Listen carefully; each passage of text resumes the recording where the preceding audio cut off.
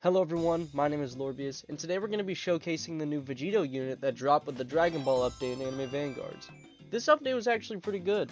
They added some good units, and so far I'm still yet to get Boo, but I will be getting him soon. But in this video, mainly I will be showcasing Vegito, because he's the star of the update. Also, before we start this, one thing that they added a max summons counter in the bottom right, so you can have 400 max summons in a match. Alright, but first, let's showcase, technically this is Goku and Vegeta first of all. So let's check out Goku's passives first, because the passives do change depending on what character you're playing as. When this unit has a gauge, an attack fills the gauge by 25%. When the gauge is full, you can swap between its counterpart. So, I have been using this unit for a little bit. It's like, the Boo Bros from Dragon Ball Legends and, LF using Vegito. They're kind of like the same thing.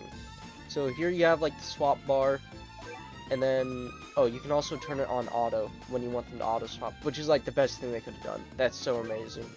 The hero arrives. Damage plus 50% after a swap in for 40 seconds. When the unit swaps in, it stuns all enemies in its radius for 2 seconds. Here it comes. If no enemy is in range, this unit starts gaining damage and range at a rate of 1% per second, and it goes up to double for each.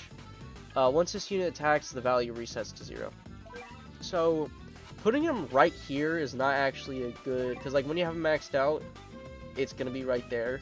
So, you probably want to move him back a bit, maybe to right here. That seems like a good placement for him, because you want him like a little far back so he can get that damage build up from his second passive. Alright, but here, let's check out his first attack. He does the Kamehameha. Let's do it from this side. It's pretty nice. Here's what the model looks like. Oh. The hair looks off, if that makes sense. I don't know how to explain it, to be honest with you. And we're gonna upgrade him a little more. Twin Lizard Punch.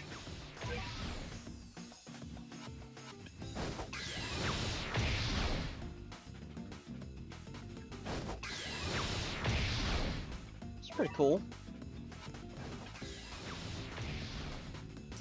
Then Martial Rush. He becomes a slightly bigger circle.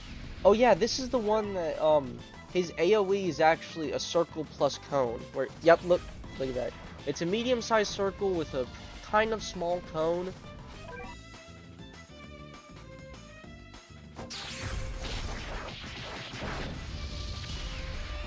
It's pretty nice. He goes in for punches, then ends off with a finger blast. That's what he did, right? Yeah.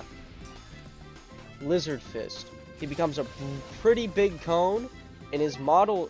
Wait. Oh, his model didn't change.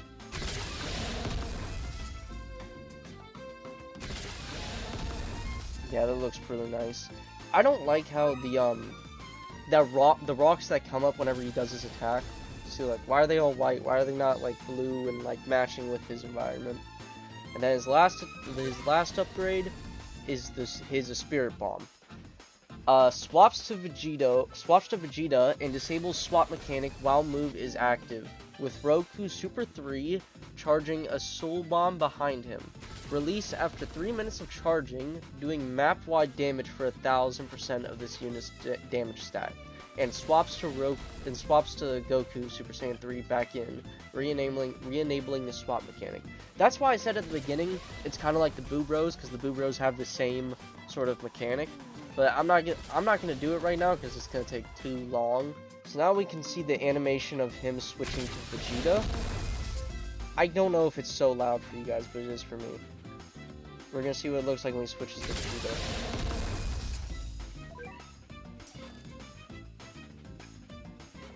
See, that looks really nice.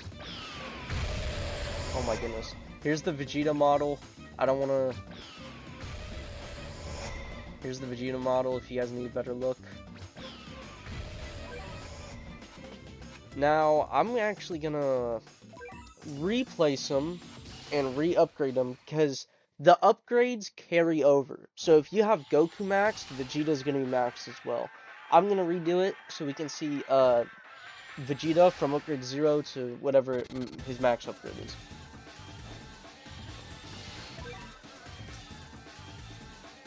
Alright, so here's Vegeta's passive. The top passive stays the same. The villain arrives.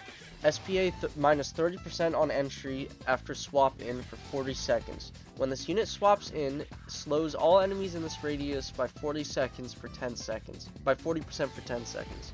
The Prince of Pride. Every time this unit attacks, gain 2% damage up to 40%. This value carries over between swaps and fusions. So, no matter what's going to happen, when you get that 40% maxed out, it's going to stay over whenever he transforms into Vegeta. Here's his first attack. That's cool. And then we're gonna upgrade him to Last Impact. He becomes okay sized line. Dude, the sound effects sounds great. Hey, listen to that. That does sound nice, yeah.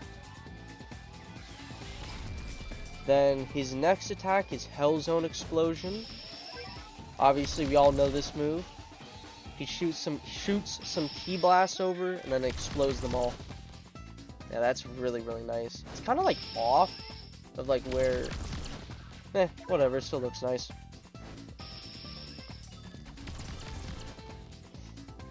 Final Blast. He becomes pretty good sized cone like Goku. Hell yeah. That looks sick, and it sounds great too. And then on his last upgrade, this is when you are able to fuse. So he has the fusing mechanic, not Goku. And you can only fuse after you have 13 swaps. So that's why I said he's like LF fusing Vegito. Oh yeah, and this is pretty expensive. So first, you need to max upgrade one of them. It could be either Goku or Vegeta. It doesn't matter because their upgrades carry over for one another. So if you max upgrade Goku, then switch to Vegeta, Vegeta will also be max upgrade. However, when you fuse into Vegito, he's going to be at upgrade 0. Then you're going to need even more money to upgrade him. I'm going to put the total cost for upgrading Goku / Vegeta, and then fully upgrading Vegito. I'm going to put the full cost of that on the screen right now. But I'm going to stay here for a little bit and get him swapping so we can showcase Vegito. I'm going to wait till he attacks because I want to... Alright, so...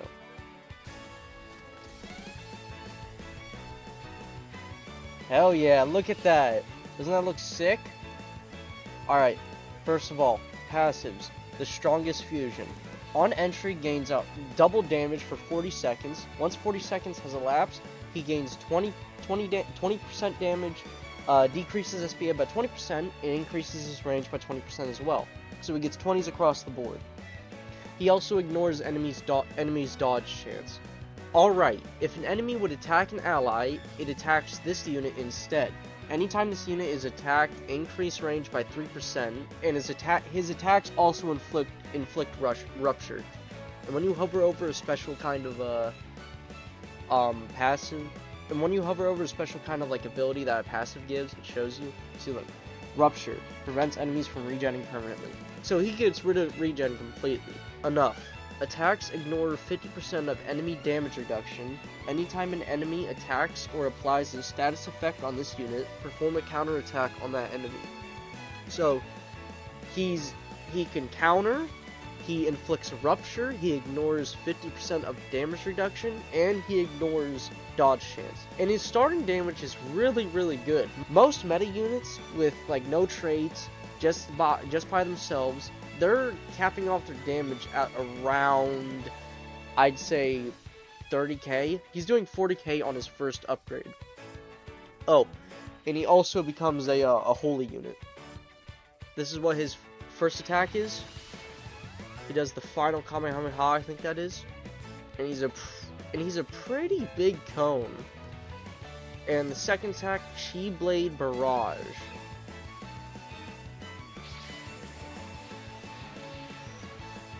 Yeah, that looks really cool. He's also, I think maybe 3 multi-hit on that attack.